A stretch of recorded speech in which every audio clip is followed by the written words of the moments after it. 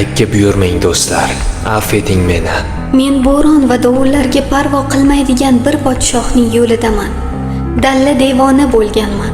Juda uzoq masofalarni bosib kelayotgan odamga o'xshayman. Olislardan o'tayotgan xayol kabi. Biroq yo'q ham emasman, mavjud ham. Qani, men mensiz kelay, sen sensiz kel. Ne bo'lsa ham shu irmoqning ichida bor narsani qoldirib, ikki jon shu irmoqqa tolib ketaylik. Bu quruq yerda shikoyat qilishdan boshqa neni ko'rdik? Bu shudgorda neni ko'rdik zulmdan boshqa?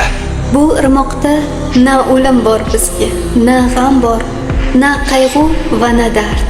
Bu irmoq qo'ldan kelgancha yashashdan, yaxshilik qilishdan va saxovatdan iborat.